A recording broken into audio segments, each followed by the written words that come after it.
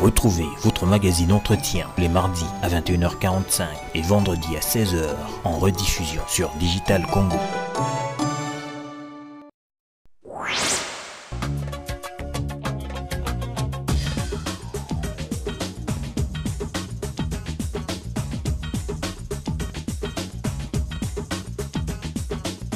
Bienvenue à ce nouveau numéro d'entretien sur la chaîne numérique.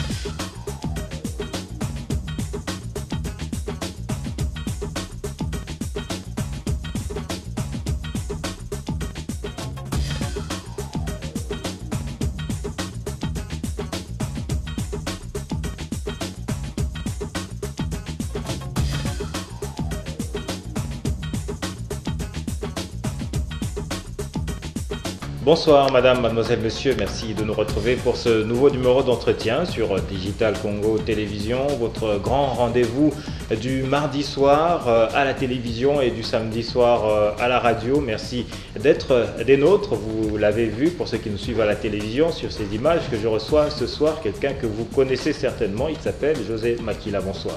Bonsoir monsieur. Vous n'êtes plus à présenter, je dirais tout de même à nos téléspectateurs et nos auditeurs qui nous suivent ce soir que vous êtes président national de l'ATD, qui est l'Alliance des travaillistes congolais pour le développement. Vous êtes coordonnateur adjoint de l'ICN, qui est une plateforme. Il s'agit de l'initiative pour un Congo nouveau. Et on peut rajouter aussi que vous êtes ancien gouverneur de la province de l'Équateur et ancien ministre des infrastructures. Je pense que c'est exact. C'est exact. Ouais. Merci beaucoup José Makila de répondre à notre invitation d'entretien. Ce soir, nous avons le plaisir de vous avoir. Je dois souligner que vous revenez, vous avez participé récemment au forum d'Addis Abeba, le forum qu'on appelle le forum d'Addis Abeba, où les différentes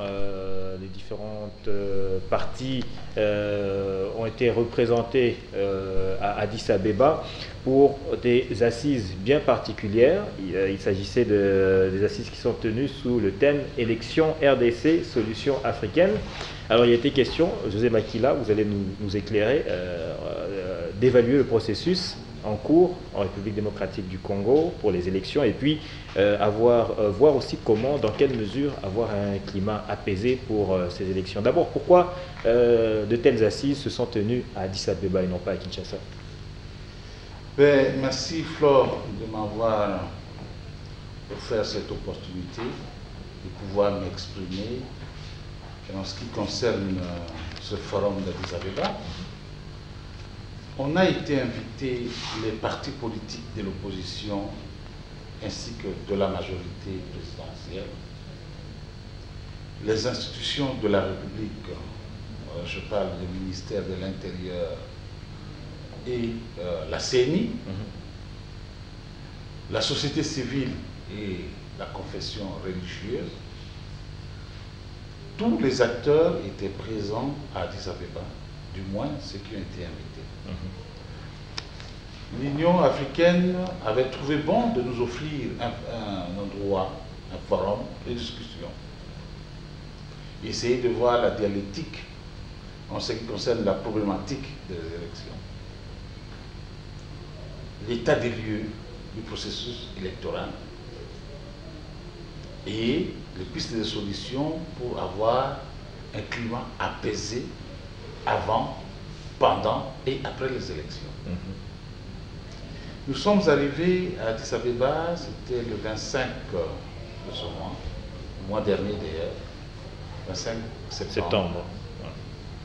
Vers le soir, et le lundi 26 septembre, on a commencé le forum. Les modérateurs... Mais là, il y avait combien de participants, sans vous couper? Il y en avait plusieurs, je crois qu'on était dans les quarantaines. Une quarantaine de participants. Une quarantaine de participants, oui. Représentant aussi bien les partis d'opposition que les partis au pouvoir. Exactement. Il faut le dire, il faut bien souligner que quand on parle de la majorité, il n'y avait que le PPRD. Ah, d'accord. Il n'y avait que le PPRD. Donc, qui était très bien représenté d'ailleurs par le sénateur Cheo Kitundu, l'honorable député Théophile Bemba, et je crois un autre, parce qu'ils étaient à trois. Plus le représentant du ministère de l'Intérieur, en la personne du Dirkaba, qui est le professeur Essambo. Voilà. Et il fallait faire l'évaluation sur le processus électoral.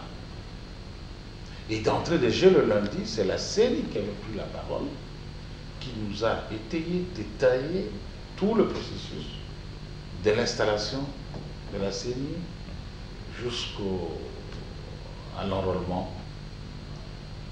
Et les difficultés rencontrées, les commandes passées, le matériel qui sont arrivés à Kinshasa, qui sont sur place, la localisation de 62 000 bureaux, les difficultés, la CENI nous a étayé ça en long et en large. Les partis politiques aussi ont pris part à la discussion. Ils ont parlé des difficultés que nous rencontrons, que nous voyons, que nous constatons, les irrégularités constatées. J'aide, les journalistes en danger, à parler. La société civile, les confessions religieuses nous ont prodigué des conseils, nous ont fait part de leurs préoccupations en ce qui concerne l'encadrement des militants. Et ça, c'était le premier jour. Et le deuxième jour a consisté à trouver les pistes de solutions. Comment faut-il aller dans des élections, dans un climat apaisé? Et là, on a donné des pistes de solutions. Je crois que je vais vous donner des détails au fur et à mesure pendant notre discussion. Alors, je reviens un peu à la question que je vous ai posée tout à l'heure. Pourquoi ne pas avoir choisi Kinshasa? Là, je l'ai dit parce qu'il y a le camp de la patrie, qui est un parti que vous connaissez certainement, qui estime que cette idée avait germé en son sein et que malheureusement les différents partis, aussi bien du pouvoir que de l'opposition, n'ont pas écouté ou entendu cet appel au point de se retrouver ici à Kinshasa et se réunir. Vous avez estimé, ou l'Union africaine a estimé que Addis Abeba représentait un terrain neutre, ou que Kinshasa ne représentait pas le lieu idéal pour la tenue d'un forum comme celui-là? C'est vrai, j'avais suivi le président du camp de la patrie, en l'occurrence le vice-président Zaïdi Ngoma, parler de cette initiative, mais il n'y avait pas que lui. Le vice-président Azarias Goubirua, le président de RCD, en avait parlé également. Et certains compatriotes de la classe politique congolaise en avaient fait part aussi de cette préoccupation. Au fait, c'est le bon sens qui anime tout acteur politique congolais de parler de ce climat de suspicion, d'incertitude, le climat dans lequel nous y allons lentement et doucement, sans le savoir. Mais l'Union africaine, à travers l'Institut pour la paix et la sécurité sociale, l'IPSS, qui nous a invités, a senti ces dangers arriver et a voulu prévenir.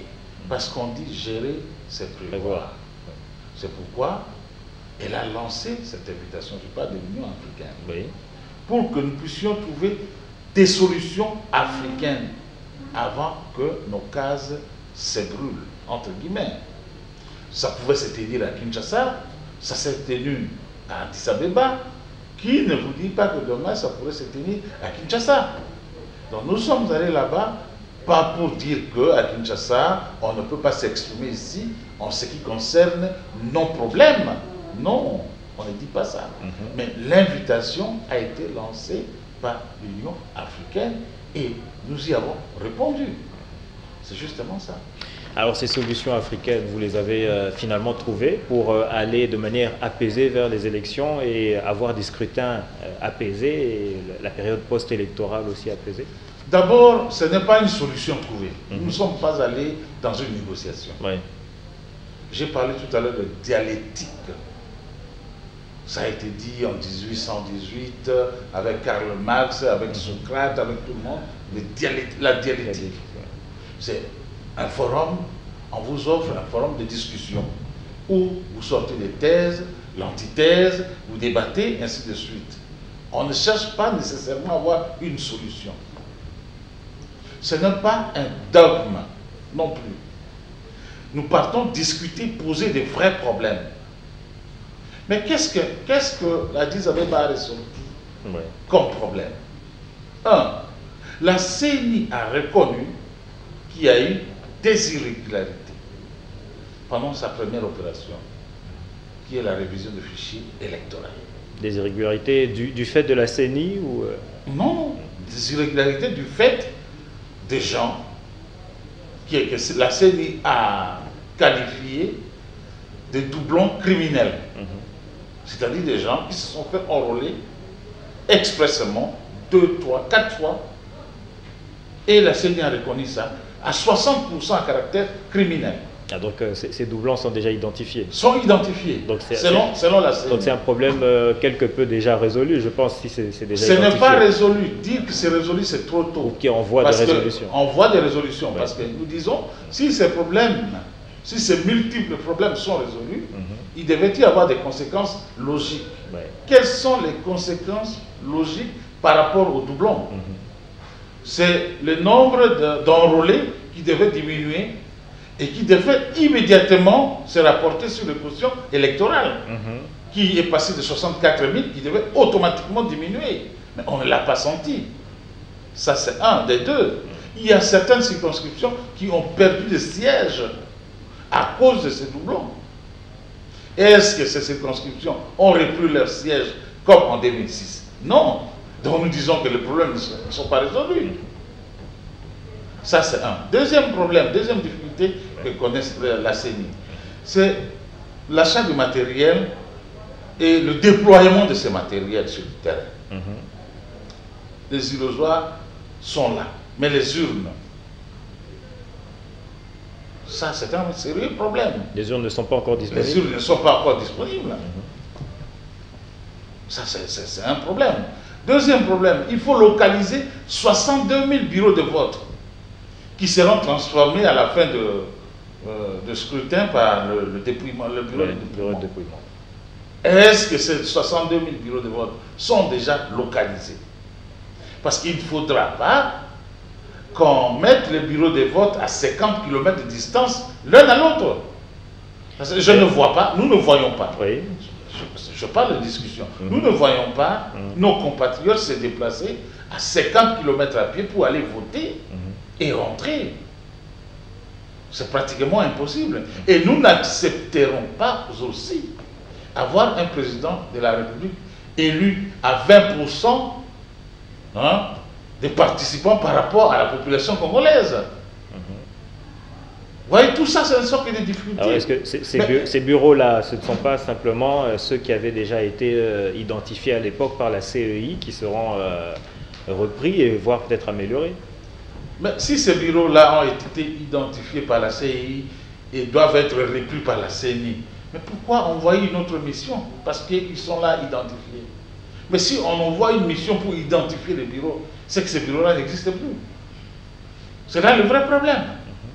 Et si ces bureaux-là existaient, pourquoi ne pas les mettre à la disposition des compatriotes pour l'enrôlement? Ça allait être plus facile par rapport à toutes les distances qu'on a imposées à nos compatriotes pour l'enrôlement. Ce sont là les vrais problèmes qu'il faut poser. Oui. Alors, nous disons au niveau de l'opposition, qu'est-ce que nous disons? Nous disons, étant donné qu'il y a des doublons, que la CENI reconnaît, ceci conforte et réconforte d'ailleurs l'argumentation de l'opposition qui parle de l'audit du serveur central pour voir si réellement on a nettoyé tous ces doublons. Alors justement, cet audit du serveur central, où est-ce qu'on en est aujourd'hui? Jusque-là, l'opposition, elle est prête avec ses 5 délégués. Le président de la CENI avait promis à ce qu'il verra de l'autre côté les amis de la majorité pour pouvoir mettre à la disposition de la CENI aussi 5 délégués pour l'audit du serveur central. Et il avait même dit au cours de cette réunion au même ligne que même si les amis de la majorité ne sont pas d'accord pour mettre à leur disposition 5 délégués, ils ne vont pas bloquer le processus, ils vont continuer avec. Oui. Mais curieusement, l'opposition a ces 5 délégués qui attendent à la porte de la CENI jusqu'à présent Et comme, étant donné que la majorité se trouve confortablement dans cet imbroglio, disons-le, des doublons, ne réclame rien, trouve tout est normal, et on se pose même des questions, à qui profite ce crime, parce que le processus concerne et la majorité et l'opposition. Mais il n'y a que l'opposition qui se pose des questions, qui veut absolument qu'il y ait une transparence. Mais la majorité fait semblant, un silence béat, un silence étonnant, qui ne dit rien, qui ne réclame rien, qui trouve tout normal. Et l'opposition se dit, mais finalement, à qui profite ce crime? Et peut-être que simplement l'opposition est dans son rôle et la majorité... Quel est le rôle de l'opposition? Avoir des élections transparentes, c'est ça le rôle de l'opposition. L'opposition veut que les choses aillent correctement. Mais ça devait être aussi le rôle du pouvoir. On suce de l'argent que le pouvoir pompe parce que vous savez que le pouvoir a supporté, enfin, le gouvernement a supporté jusqu'à la hauteur de 80% ces élections, oui, et qui a déjà versé 62%, qui est une très bonne chose. Mais quand vous donnez de l'argent, il faut surveiller, il faut vérifier. Exactement. Que le processus ne pousse pas gripper. Mais si vous ne vérifiez rien, vous trouvez normal qu'il y ait des fraudes, qu'il y ait des enfants enrôlés, qu'il y ait des militaires enrôlés, qu'il y ait des policiers enrôlés. Mais c'est anormal. Mais la question de l'enrôlement des enfants, et, avec les missions qui ont été envoyées sur le terrain pour vérifier la situation, il semble que les choses avaient été clarifiées. Rien n'a été clarifié, d'autant plus que les délégués de l'opposition n'ont pas eu encore accès au serveur central. Qu'est-ce qui a été clarifié?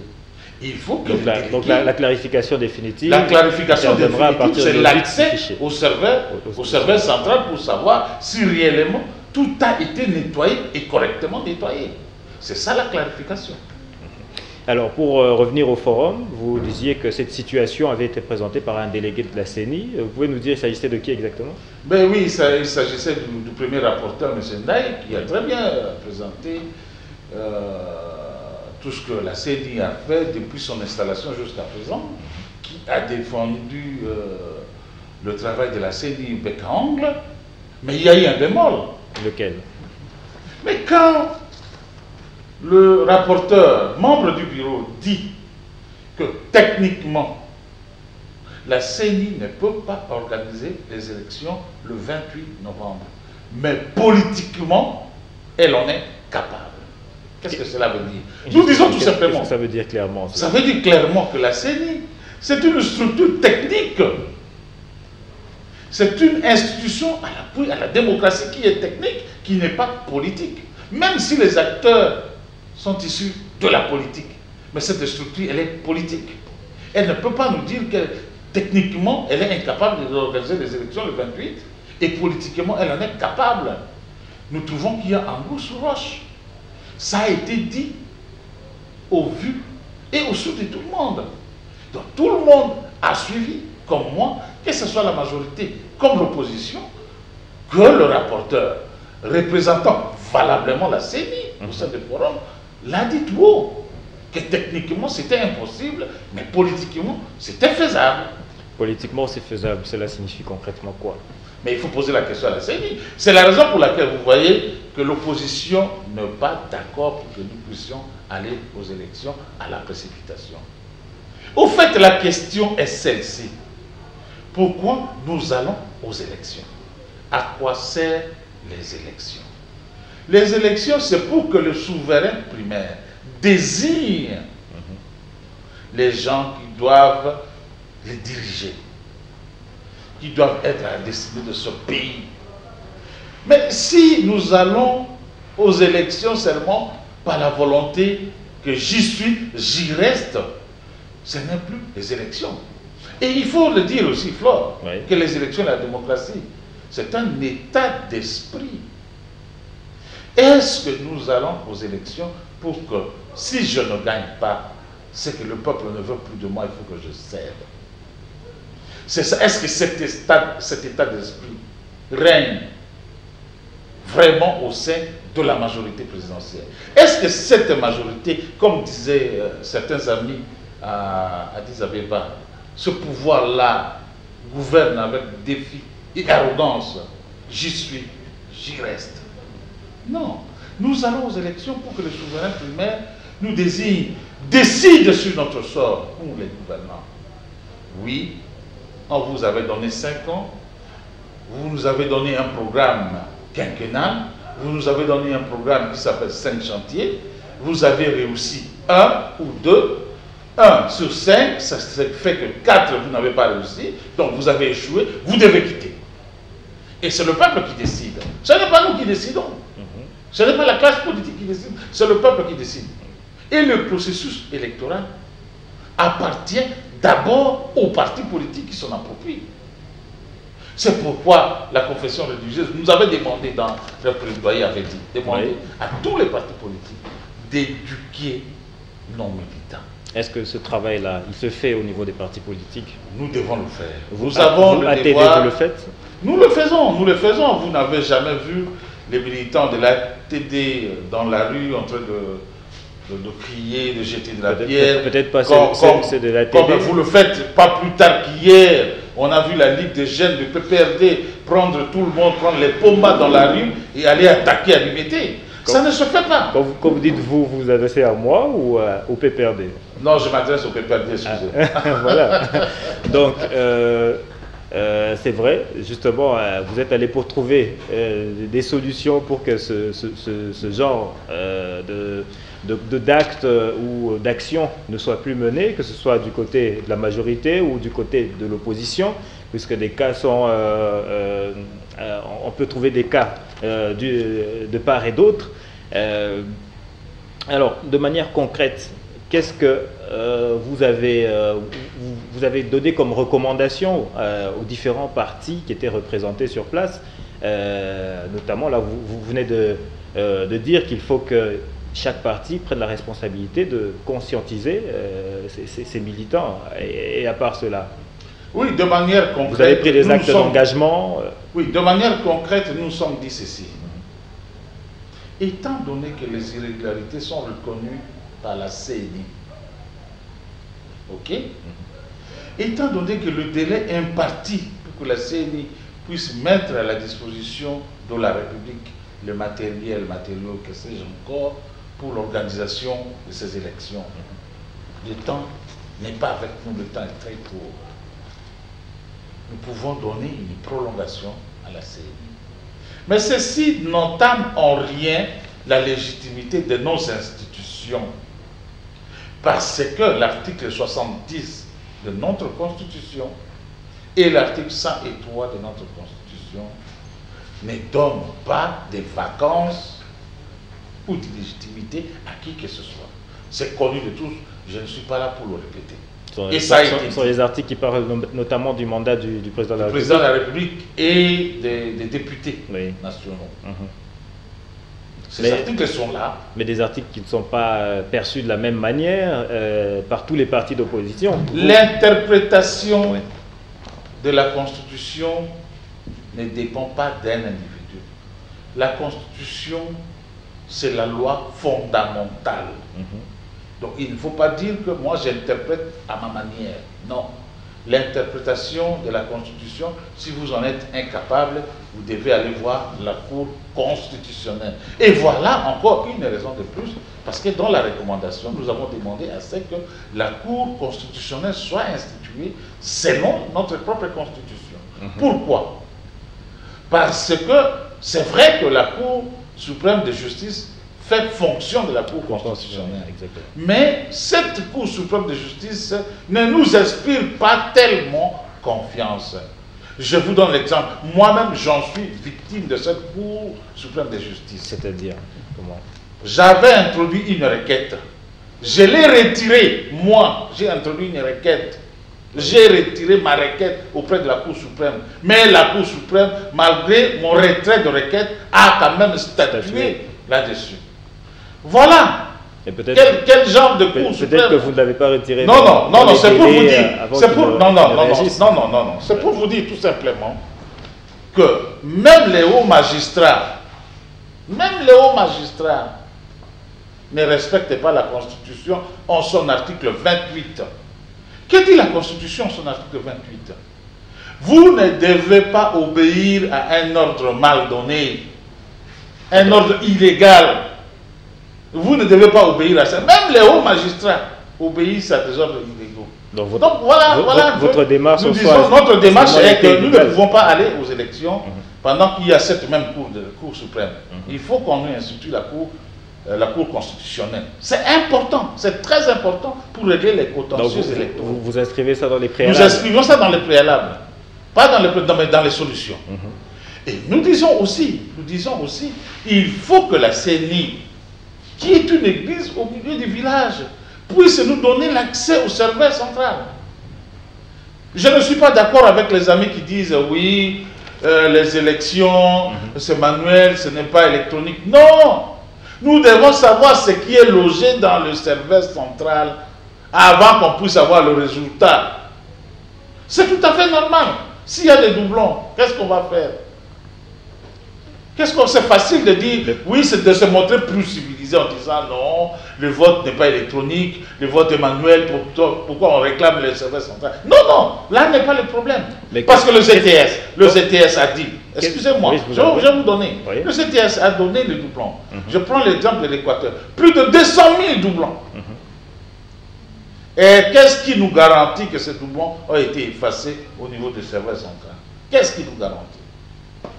Alors, José Makila, dans le bureau de la Commission électorale nationale indépendante, on retrouve aussi des personnes qui ont été déléguées ou désignées au sein de l'opposition politique. Mais est-ce que vous êtes en contact avec ces personnes-là aussi, bien qu'aujourd'hui, tous doivent faire preuve d'une certaine élévation par rapport à tous ces aspects qui peuvent être liés à leur passé, mais est-ce que vous êtes en contact avec ces personnes et qu'est-ce qu'elles en disent? Non, Flore, nous sommes des démocrates. Nous sommes des démocrates. Ils ont été désignés. Ils n'appartiennent plus à l'opposition. Ils sont indépendants. Ils appartiennent à la Commission nationale électorale indépendante. Voilà. Ils ne nous appartiennent plus. Ils n'ont plus de compte à nous rendre. Que ce soit Jacques Ndjoli, que ce soit mais ils sont toujours accessibles pour non, vous. Ils ne sont pas accessibles. Je peux vous le dire. Prenons mon cas par exemple. Ndjoli, c'est un jeune frère. Je ne l'ai jamais vu depuis qu'il est là. Pourquoi aller le voir? Et je m'adresse toujours au président Boy Mulunda, qui est de la majorité. Mais moi, je ne le qualifie pas comme ça. Je le prends, je m'adresse à lui parce qu'il est le président de la CNI. Vous pouvez lui poser la question, je le dis devant caméra. Je ne m'adresse jamais à Ndjoli. Pourtant, il pourrait constituer si j'ai un problème, interlocuteur je m'adresse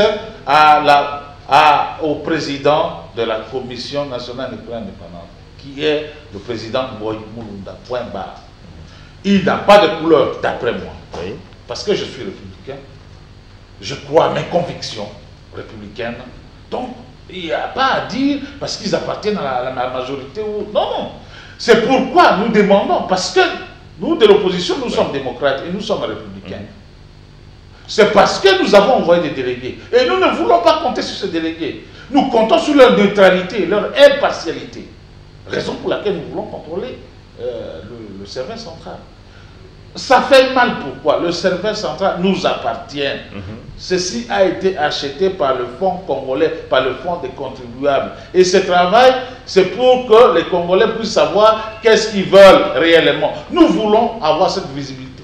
Ça fait mal où? Donc aujourd'hui, l'audit, la démarche visant à auditer justement ce serveur central, cette démarche est à l'arrêt? J'aimerais que les membres de la CENI viennent ici sur ce plateau pour vous dire pourquoi ils ont arrêté ça. Ils avaient dit oui. Et pourquoi nous avons mis 5 personnes à leur disposition, notamment un de notre frère Pati, qui est là, qui est permanent, qui n'attend que ça. Il a audité le serveur parce que c'est un informaticien. Qu'est-ce qui bloque? Qu'est-ce qui bloque? C'est pourquoi nous avons dit dans des recommandations, il faut résoudre d'abord les préalables de l'opposition pour nous mettre à l'aise, pour que nous puissions aller dans un climat apaisé. Il faut que la CENI nous dise dès maintenant, parce que gérer c'est prévoir. Il ne faut pas attendre la dernière minute pour nous dire que ce n'est pas possible d'aller aux élections à date du 28 novembre. Parce que les gens auront déjà à dépenser. ceci n'est pas normal. Et nous disons aussi, ce n'est pas un dogme de ne pas aller ou d'aller le 28. Non, on ne constitue pas de ça un dogme. Parce que c'est très dangereux. Hein. Vous savez, c'est très dangereux de prendre ce qu'on dit, qu'on pense que c'est la raison et que ce n'est pas la raison. Nous disons tout simplement, gérer c'est prévoir. Dites-nous si c'est faisable ou pas. Parce qu'on a comme l'impression qu'il y a une main noire derrière la CENI qui est en train de la pousser. Allons-y, allons-y, allons-y, allons-y. Alors après ce forum... non, je continue toujours par la recommandation. Et nous avons demandé aussi que le forum, qu'on puisse élargir le cercle du forum. Oui. Pourquoi pas à Kinshasa, pour que tous les partis politiques puissent se rencontrer et évaluer effectivement le processus. Justement, est-ce qu'après ce forum, il y a eu des rencontres avec la Commission électorale nationale indépendante, par exemple? Encore, nous attendons. Il devait y avoir une rencontre qui a été renvoyée à une date ultérieure. On ne sait pas pourquoi. Il n'y a que la CENI qui peut nous dire le pourquoi. Mais nous voulons à ce que les gens puissent se rencontrer et parler de notre processus, parce que c'est notre processus. Nous prenons l'exemple de 2006. Ouais. Monsieur Flore, vous savez qu'il n'y avait jamais eu un problème de serveur central. Il n'y avait eu jamais une suspicion sur la CI. Il n'y avait pas même eu un problème sur le rôlement, des distances et consorts. Si, il y avait des petits problèmes qui se posaient. Des petits problèmes, mais pas de problème majeur, parce que tous les belligérants étaient dans le processus. Et tout le monde surveillait à peu près. Il n'y avait pas de problème. Je pense que l'abbé Malou Malou... Est-ce que le problème ne s'est pas posé à ce niveau-là? Parce que non, j'arrive. Il y a eu, Non, j'arrive. Oui. Nous prenons le cas de 2006, où tout le monde avait accepté le processus. Nous sommes allés au premier tour sans aucun problème. Mais au deuxième tour, qu'est-ce qui est arrivé? Est-ce qu'il n'y avait pas eu de contestation? Mais au jour d'aujourd'hui, en 2011, où nous contestons déjà l'enrôlement en soi, cette opération-là est contestée. Mais est-ce que vous aviez dépêché des observateurs dans les différents centres? Mais, Monsieur Flore, on peut nous reprocher de ne pas dépêcher les observateurs. Mais qui est ce parti politique d'opposition capable de dépêcher les observateurs sur toute la République aujourd'hui? Quel est le travail de CENI? Est-ce que la CENI, ou les gens que la CENI a engagés pour pouvoir enrôler les militants ou les Congolais à l'âge de voter, ne peuvent pas observer que celui-ci est mineur? Ils ne peuvent pas faire leur travail. Il faut que les témoins soient là. Bon. Les militaires, pour qu'ils viennent s'enrôler, mais ils ont eu des consignes quelque part. Les policiers également. Quand un militaire est habillé en tenue civile, qu'est-ce qui dit qu'il est militaire? Qui peut demander à un militaire d'aller se faire enrôler? Qui peut le faire, si ce n'est son chef hiérarchique?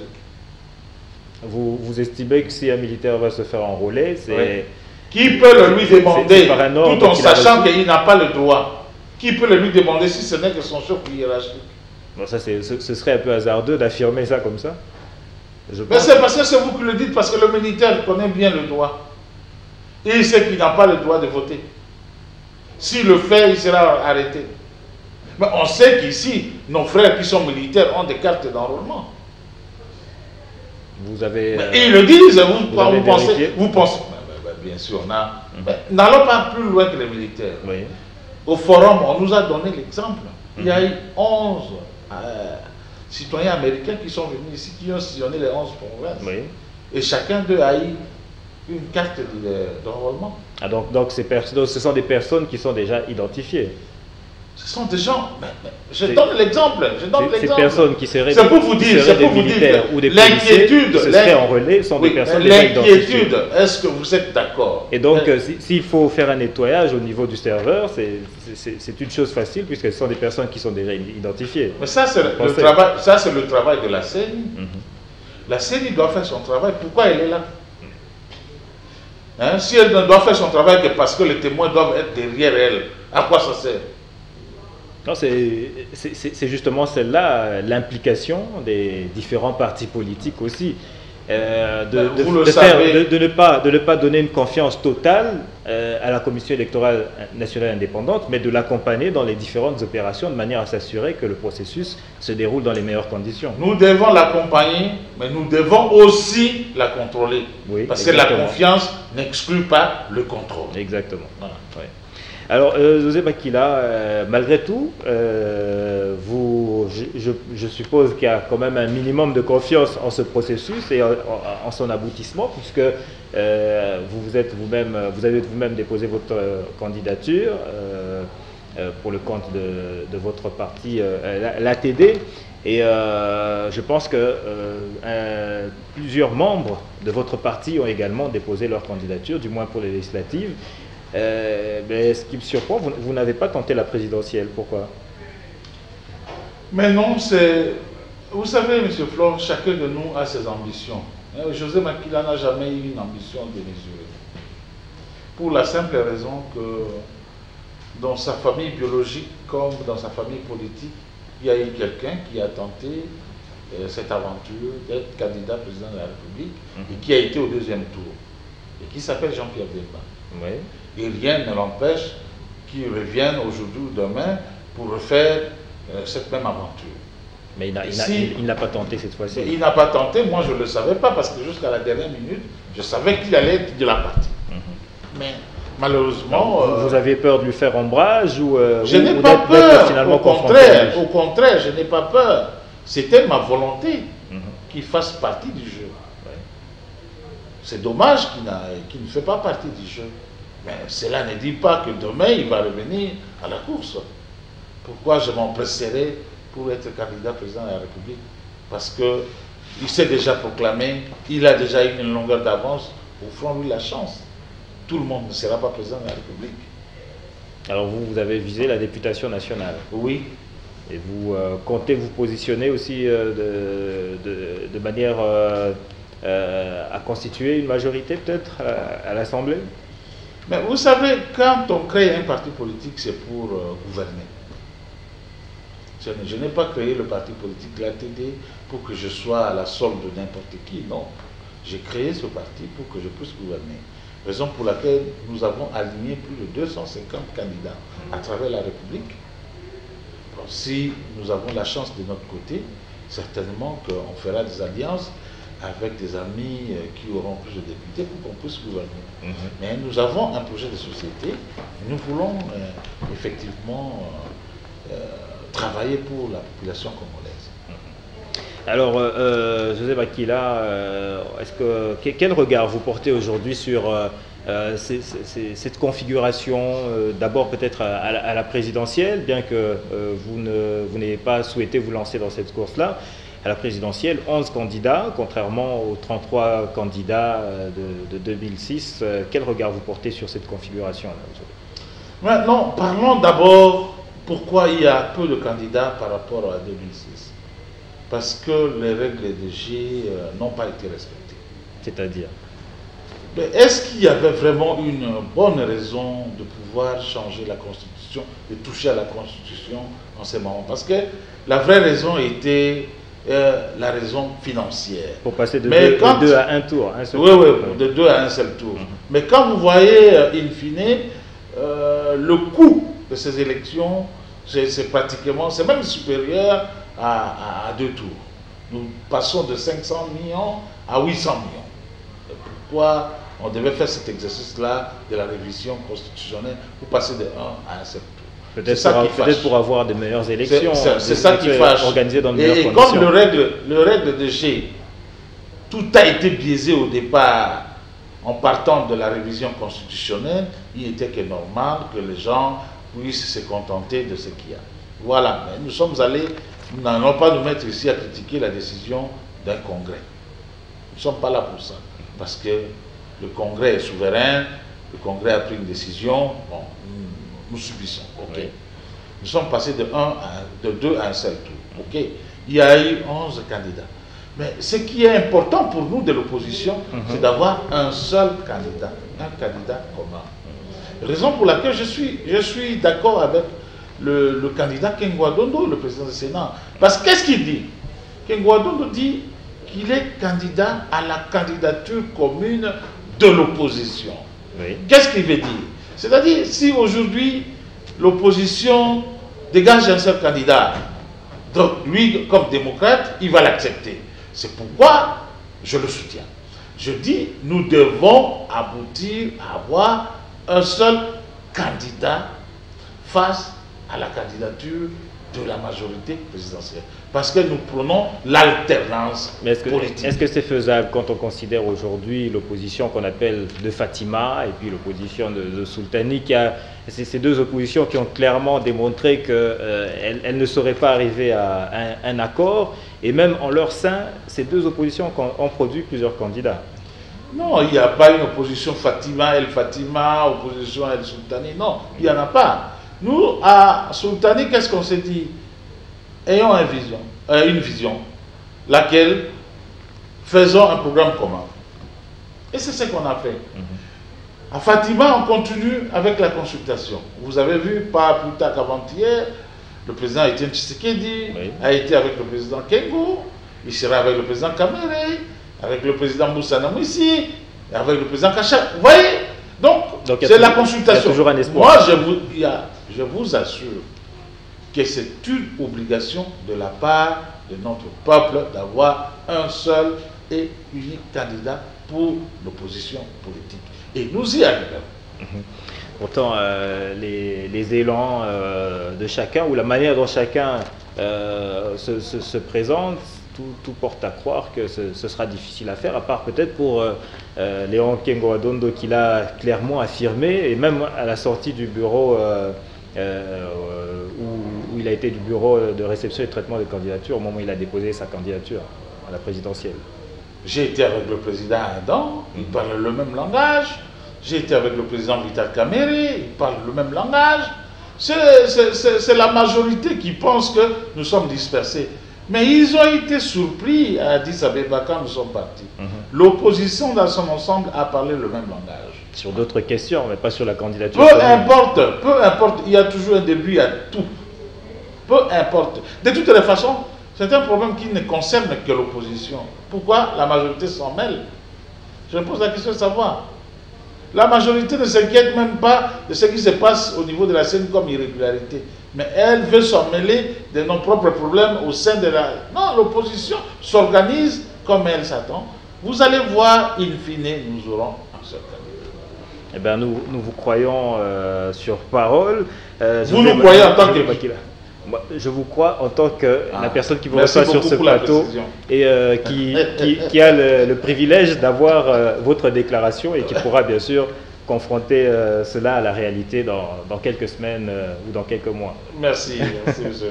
Alors, vous avez tout à l'heure parlé d'Adam Bombolé. Bon, je ne sais pas si vous serez disposé à répondre à cette question. Vous êtes un ancien du mouvement de libération du Congo, Adam Bombolé aussi. Bon, c'est vrai qu'il a été relevé ou écarté momentanément de certaines fonctions qu'il occupait au sein du MLC, simplement pour le fait qu'il a décidé de poser sa candidature à la magistrature suprême. Quelle lecture vous faites de cette situation-là, vous qui êtes un ancien du MLC? Vous savez, le MLC, c'est une très grande formation politique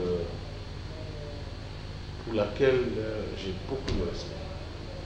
Et Adam Bombolé, c'est un acteur politique qui a levé une option et je respecte sa décision.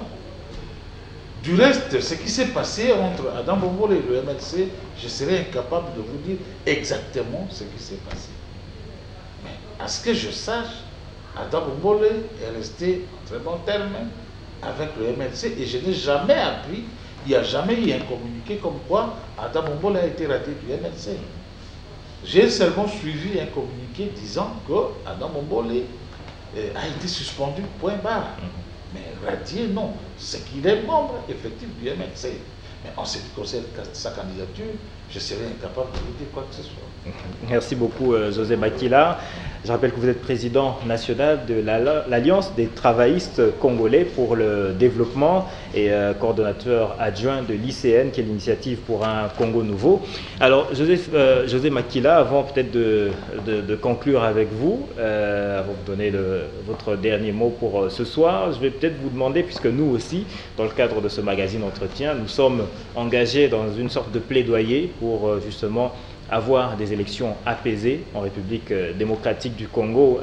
Qu'est-ce que vous pouvez dire à tous ceux qui nous suivent ce soir pour les encourager, les exhorter justement à faire le nécessaire pour que nous arrivions à ces élections apaisées? Si j'ai un conseil à donner à la classe politique, je dirais tout simplement... Et aux Congolais en général aussi. Et aux Congolais en général. Ce n'est pas seulement l'intérêt qui fait que les hommes s'entretuent, mais c'est aussi les dogmatismes. Le fait là d'être trop sûr de ce qu'on dit, de ce qu'on fait, c'est un danger permanent et perpétuel. Je dis, l'homme tend toujours vers l'excellence. L'œuvre humaine n'a jamais été parfaite.